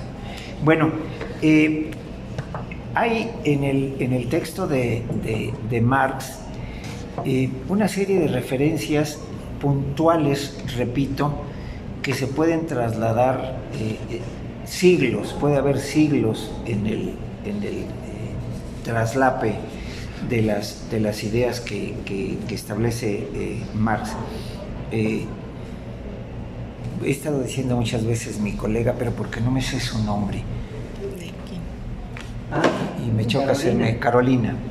Entonces, lo que menciona Carolina es un clarísimo ejemplo de lo optimistas que somos a veces para interpretar lo que sucede en nuestra sociedad.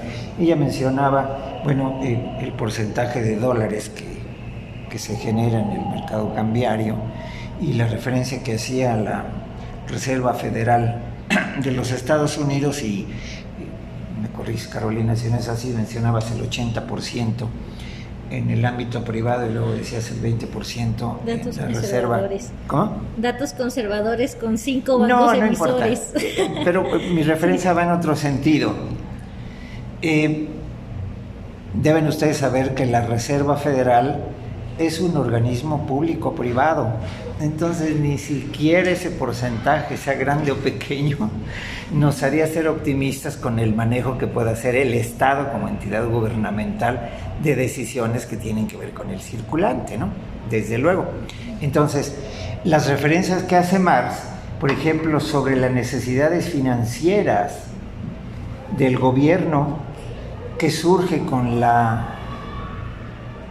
con el fin de la monarquía, muestran mecanismos que en este momento estamos viendo que se utilizan en nuestro país, no solamente en el mundo en general. Entonces quisiera hacer una referencia nuevamente a una cita textual de las luchas de clases en Francia, porque, repito, parecería que está describiendo lo que sucede en nuestro país. Permítanme entonces decir, La monarquía, cito, dice Marx en este libro, a causa de su necesidad financiera, estaba subordinada desde el principio a la alta burguesía, y su dependencia de la alta burguesía se volvía la fuente inagotable de una creciente necesidad financiera. Imposible supeditar la administración del Estado al interés de la producción nacional, sin realizar el equilibrio en el presupuesto, el equilibrio entre los gastos y los ingresos del Estado. ¿Y cómo realizar este equilibrio?, se pregunta Marx, sin la restricción de los gastos del Estado, es decir, sin herir intereses que eran otros tantos apoyos del sistema dominante, y sin regular de nuevo la distribución de impuestos, es decir, sin transferir incluso una parte importante de la carga de los impuestos en los hombros de la alta burguesía. Mejor dicho, el endeudamiento del Estado era el interés directo de la fracción burguesa dominante. La 4T, en su afán transformador, lo que ha hecho, cito, las ganancias de la banca, es una nota periodística, en México tienen su mejor crecimiento desde que se tiene registro. Las entidades bancarias en el país registraron un monto de utilidades sin precedentes. No es una nota de los medios fifís, es una nota de los medios de la 4T, es una nota de La Jornada. Entonces, bueno, se mencionan los datos de la Comisión Nacional Bancaria, desde luego, y creo que pueden leer la nota, porque es una nota, desde luego, que vale la pena tener presentes. Dice La Jornada, las ganancias de los bancos se dispararon 50% en el primer trimestre, refiriéndose a 2022. La banca ha sido intocable en la 4T, y eso hay que decirlo con todas sus letras. La reforma fiscal no se plantea. Los dueños de la banca, los dueños del capital son intocables, desde luego. Pero quien está viviendo lo que sucede en estas épocas, pues son quienes van, iba a decir quienes vamos al mercado. Yo acostumbro ir al mercado y vemos los precios, desde luego. Porque recuerden ustedes que la inflación, como se acostumbra a decir, bueno, como acostumbran decir los neoliberales, es el impuesto de los pobres. Y lo acostumbran decir los neoliberales porque recuerden ustedes que el Banco de México tiene una función que es incidir, desde luego, a través de una política monetaria sobre estos asuntos. Y esa es la visión de los neoliberales. Es decir, asumir que a través de una política monetaria los problemas económicos se van a resolver. Bueno,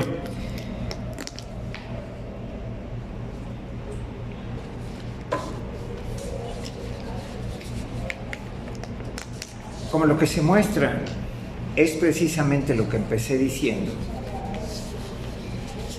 pues tengo que hacer referencia nuevamente a las citas de Marx. Dice, todos saben quién lo dijo: no me vengan con ese cuento de que la ley es la ley. Pero yo puedo completar, dice AMLO a la Corte, en una nota también de La Jornada, no crean que del Universal, el Financiero o el Reforma. En el siglo XIX, cita Marx, la legalidad nos mata, meditó Odilon Barrot. Un motín habría permitido, bajo el pretexto de salud pública, disolver la constituyente y violar la Constitución en interés de la misma Constitución. La historia se repite. Ahora, no puedo decir como caricatura, debo decir como tragedia, pero no voy a decir nada más. Por el momento, hasta aquí termino, David, para no ser imprudente, y bueno, pues le doy la palabra, creo que a Nancy, pero tú eres el que modera y dice las cosas en esta mesa. Pues sí, tenemos como intervención final la de Nancy Álvarez, a la cual cedo la palabra. Gracias. Para concluir la presentación. Hola, muy buenas tardes a todos los presentes. Yo soy pasante de la licenciatura de Ciencias Políticas en la UNAM y también soy integrante de una agrupación académico-política de nombre Seminario Permanente de Marxismo, que tiene como propósito estudiar la obra de Marx y Engels. Les comento esto porque en el actual programa de esta carrera, compuesto más o menos de 40 asignaturas, no existe ninguna materia o unidad de enseñanza-aprendizaje, como le dicen en la UAM, dedicada al estudio de las obras de Marx y Engels, al menos las principales, y sus innovaciones en el ámbito de las ciencias sociales. La obra de los revolucionarios comunistas, fundadores de lo que conocemos como marxismo, está totalmente expulsada en el área de las llamadas ciencias sociales y humanidades, en la principal universidad pública del país.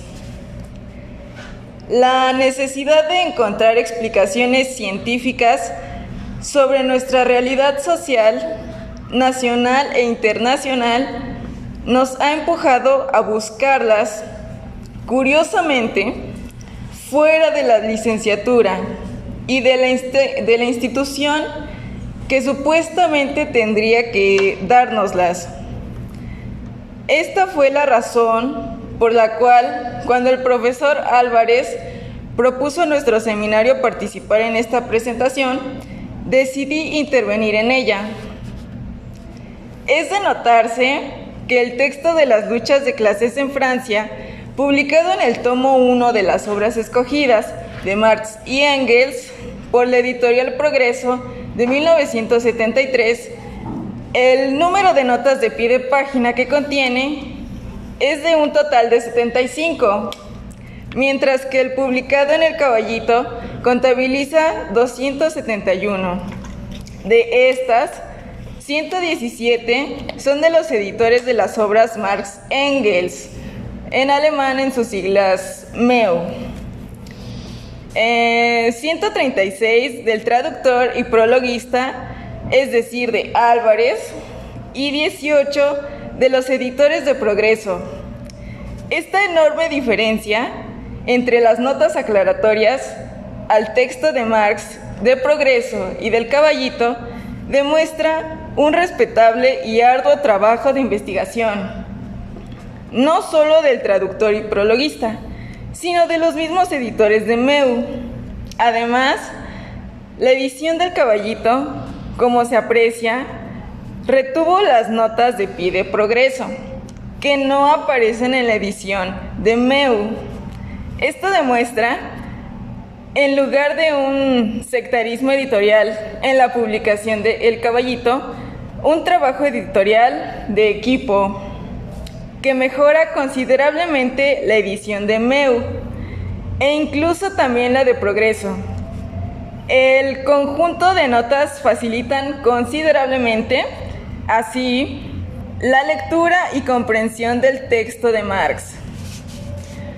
Igualmente, es de notar que la edición de Progreso reprodujo los títulos de las 4 secciones que componen el escrito, únicamente con las denominaciones asignadas por Marx, pero no con las asignadas por Engels.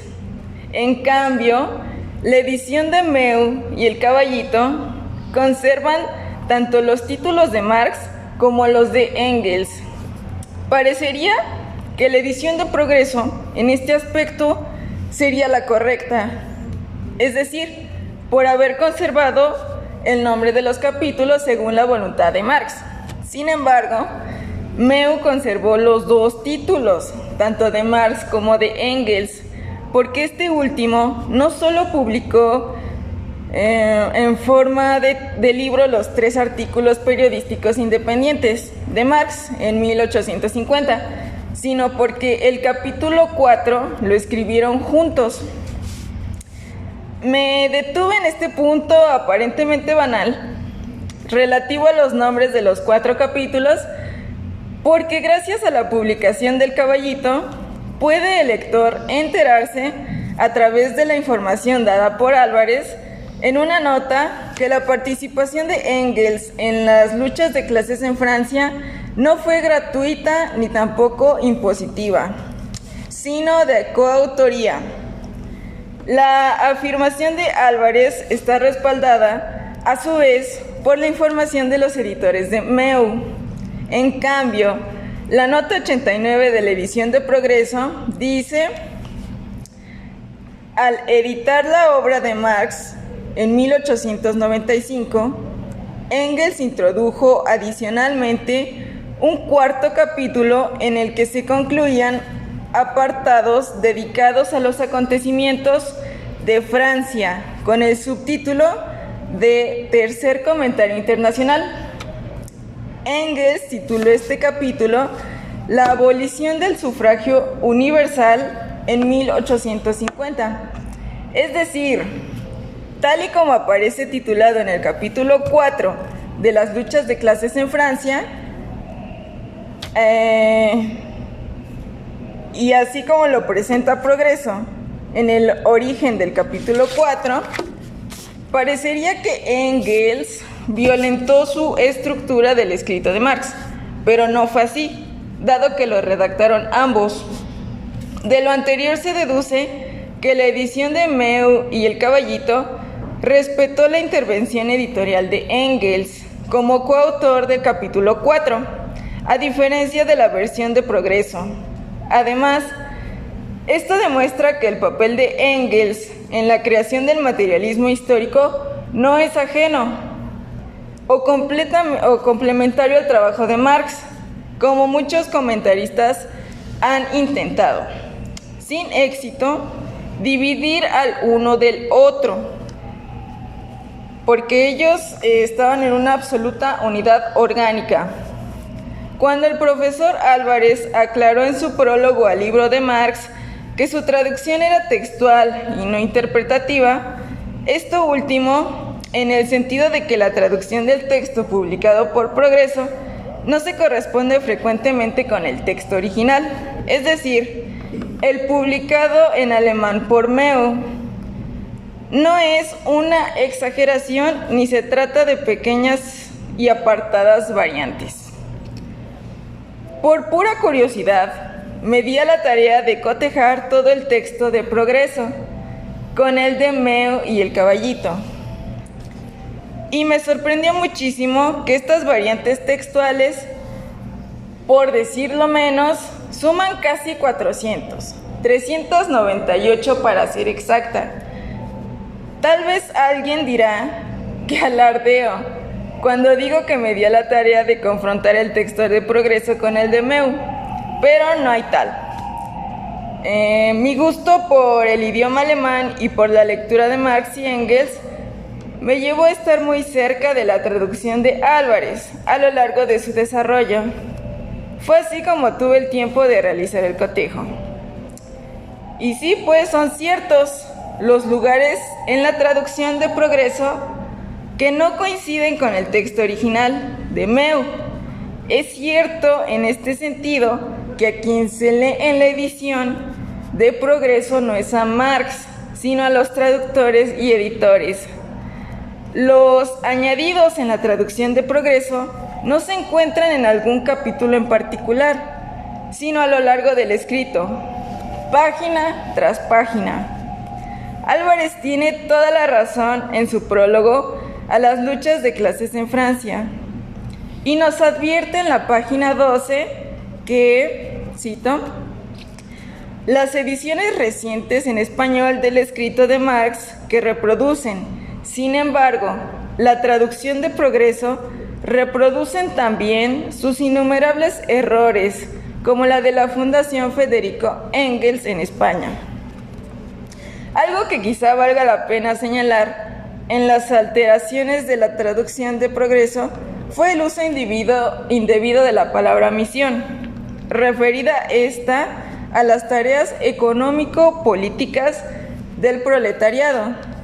Siempre que Marx habla en su libro de las tareas, que en alemán es Aufgabe, de los trabajadores, referidas a la necesidad de realizar, de su parte, investigaciones objetivas, encaminadas a romper con su explotación económico-social y a la conquista del poder político con fines comunistas, la traducción de Progreso cambió insistentemente la palabra tarea por la de misión. En media docena de párrafos centrales en los que Marx habla de las tareas del proletariado, Progreso empleó la palabra misión, un término del todo idealista, que puso de moda el filósofo húngaro Lukács en su libro Historia y conciencia de clase en los años 20 del siglo pasado. En este punto, la traducción de Progreso muestra un Marx más bien filosófico e idealista que uno materialista y comunista. Por último, quiero mencionar que el libro Las luchas de clases en Francia, traducido y prologado por Álvarez, fue acompañado de 4 anexos que vivifican el escrito de Marx. Estos anexos describen las actividades revolucionarias de Marx y Engels, todo lo que realizaron a favor de la clase trabajadora internacional en diferentes aspectos, mientras Marx concebía su libro. Los 4 anexos contienen información inédita en español de la vida y obra de Marx y Engels, extraída de Meo, que muestran la admirable coherencia entre lo que decían y lo que hacían de manera magistral. La edición del escrito de Marx en Progreso y su repetición actual en diferentes países quedó superada por mucho, por lo antes dicho, en la versión textual elaborada por David Álvarez. Muchas gracias por su atención.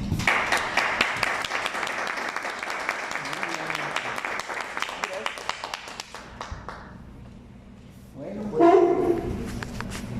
imaginándonos que este recinto estuviera lleno, por la importancia que le doy a ustedes como asistentes, les damos por concluida esta presentación y nos vemos para la próxima. Muchas gracias.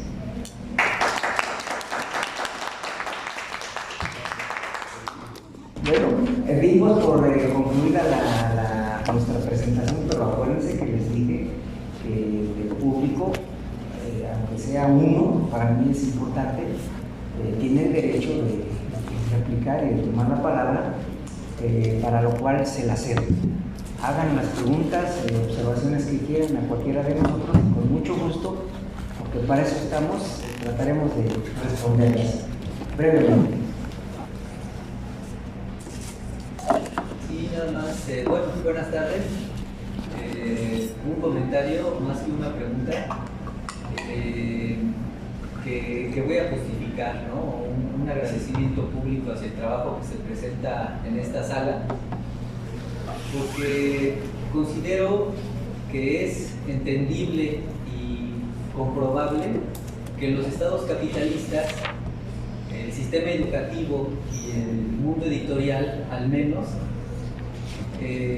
cuando hablas de Marx o cuando se divulga lo que se dice marxismo, se estudia, se produce, pues esté plagado o encauzado de revisionismo y de antimarxismo, es decir, de instituciones, personajes, organizaciones que se digan de palabra marxistas, pero que en los hechos no lo sean, como decía Lenin. En este contexto, para la comunidad que se interesa en la formación marxista, en su producción, en su divulgación, nada más por limitarme a las universidades, pero también en las organizaciones políticas, es complicado que puedan superar ese umbral en el que se reproduce ampliamente el revisionismo en el marxismo. En ese contexto, considero que el trabajo que se presenta aquí del doctor Álvarez y sus colaboradores es oro molido para los investigadores, para los interesados en general, que pretenden debatir actualmente con el marxismo, porque cuando uno lee algo que le incomoda, o cuando uno ve posiciones revisionistas en las instituciones que parecen inquebrantables y quiere discutir con ellas, pues simplemente a qué fuentes nos vamos a referir, ¿no? Entonces, si nos vamos a Progreso, si nos vamos a siglo XXI, actualmente sabemos que tienen muchos errores que con el tiempo solventaron, sostuvieron el revisionismo a nivel mundial. Por eso, en ese sentido, estas traducciones a mí me parece que son muy importantes, porque nos brindan nuevas herramientas para poder discutir públicamente a nivel internacional con cualquier referente académico, político, que se diga marxista, pero que en los hechos o en su trabajo no lo demuestre, y que nosotros podamos pues utilizar como base este trabajo que presentan. Entonces, por eso quería hacer un agradecimiento público en esta presentación. Gracias. Muchas gracias. Muy bien. ¿Alguien más que quiera exteriorizar su pensamiento? A ver, allá está una compañera. Buenas tardes. Buenas tardes. Bueno, un poco a propósito de lo que mencionaba el compañero, ¿no? Acerca de que de aquellos autores considerados marxistas o autonombrados marxistas, ¿no? Conocemos muy bien el trabajo de Hobsbawm, de Thompson, por ejemplo, y en el caso de Hobsbawm, en un artículo muy conocido que incluso se puede decir que está traducido a modo, pero aún así en inglés se lee muy bien, en de Marx y la historia, él menciona, ¿no? que Marx, que clase y lucha de clases están pobremente definidos en sus escritos. Podemos ver que, bueno, si nos acercamos a la lectura del texto que hoy se presenta, Luchas de clases en Francia, y justo como fue describiendo la doctora Carolina, podemos ver que esto es un falseamiento total de la obra de Marx, y que es muy importante leerlo directamente, porque hay gente como el mismo Hobsbawm, ¿no? que muchos reconocen como marxistas, que quiere encontrar definido como en un diccionario manualesco de la Unión Soviética o de cualquier organización comunista, marxista, socialista actual o anterior, o ya llega, estos conceptos, ¿no? Y quieren encontrar clase lucha de clases es, ¿no? Cuando es mucho más complejo, como mencionaba, ¿no? Hay que encontrarnos en su complejidad, en su riqueza, en el mismo texto, y precisamente ahí es donde se muestra la concepción materialista de la historia. Y eso, un comentario, y tal vez un poco aprovechando que está aquí el doctor Berti, y mencionó que formó parte de las juventudes comunistas. Quisiera saber su opinión acerca de cómo vivió usted esta lectura de Marx y cómo la ve ahora con estas traducciones. ¿Qué reflexión le provoca a usted esta ruptura de los comunistas que se formaron con traducciones, como ya se mencionó, pues sí, ajenas al propio Marx, ¿no? Y nada más. Carlos, ¿tienes la palabra? Bueno, yo no sé si sea abusar, desde luego, de mis colegas que están presentes y quitarles el tiempo. Tengo una limitación importante que tengo que reconocer. Debería hablar alemán por mis orígenes, pero no voy a explicar por qué no hablo alemán. Hablo muy mal alemán y por lo tanto en algún momento supuse que lo hacía bien, ¿no? E incluso llegué al Instituto de Investigaciones Sociales porque hice una presentación en alemán en la Fundación Alemana para la Investigación Científica, y entonces pues ahí me recomendaron como becario y así llegué al Instituto de Investigaciones Sociales. Pero después me di cuenta de que era una gran ingenuidad, por eso subrayo siempre, no hablo alemán, ni siquiera pretendan hablar quienes hablan alemán conmigo porque pronuncio muy mal. Hablo otros idiomas pero no alemán. Entonces esa es una limitación que tengo que reconocer, porque pues ahora le creo con las comparaciones que hace David de su traducción, pero debería tener el texto en alemán y ver la traducción para mostrar algunas de las pretensiones que hace David en la traducción de su obra. Pero lo que sí te puedo decir es que la lectura que hago de las obras de Marx en este momento de mi vida, sigo leyéndolo, por cierto, es distinta a la que hacía yo en mis años de juventud, porque es lo mismo que me sucede, y espero que me entiendan esta reflexión, cuando leo 100 años de soledad. Estaba de moda cuando era joven, tenías que leer 100 años de soledad porque si no estabas fuera del círculo cultural, ¿no? No sé cuántas veces he leído 100 años de soledad, pero cada vez hago una lectura distinta, entre otras cosas, porque mi esposa es colombiana, mi actual esposa es colombiana. Conozco Colombia, conozco la realidad de Colombia y entiendo entonces a qué se refiere. Entonces necesito tener un conocimiento profundo del alemán de lo que carezco, para hablar de lo que representa la traducción a partir del alemán original en que fue escrita toda la obra de Marx. Pero mi lectura es radicalmente distinta, no solamente se ha transformado, sino que es radicalmente distinta, y por eso creo en la vigencia del marxismo como instrumento científico. Descubrí al marxismo después de estudiar física y tomar el curso de marxismo, porque me di cuenta que era una herramienta científica. Yo venía de las llamadas ciencias duras, ¿no? Y está toda proporción guardada. Estoy diciendo quizá una cosa que no es exacta, pero es, digamos, una herramienta que permite hacer análisis científicos como se hacen en las ciencias duras. Y la lectura que hago ahora, ya dije muchas veces, esto es distinta. Y ahora que estoy haciendo estas referencias, pues tengo que hablar ya en lo pretencioso que somos de algo. Hasta ahora me doy cuenta, a mi hija, que vive en Alemania desde hace muchos años, y que no solo habla bien alemán, sino lo habla tan bien que es especialista en Wittgenstein. Pero como la filosofía no te da para comer, en este momento está dedicada a cuestiones de salud en Alemania, ¿no? Ella creo que podría hacer una lectura de la obra sin dificultad en alemán.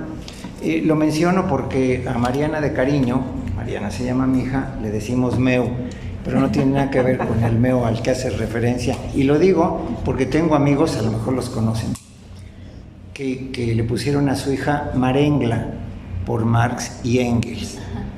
Meu, le decimos Meu, pero no por las obras Meu. Bueno, entonces digo esto para responderte de manera muy barroca, no podía ser de otra manera porque soy poblano, además, que preparo unos chiles en nogada deliciosos, por cierto. Ya estamos en época. Platillo del barroco, extremo. Que las lecturas que uno hace se transforman con el paso del tiempo, no puede ser de otra manera. Y por eso me declaro marxista y socialdemócrata, porque no veo que haya contradicción en este momento de mi vida y en este momento de la realidad global. Gracias.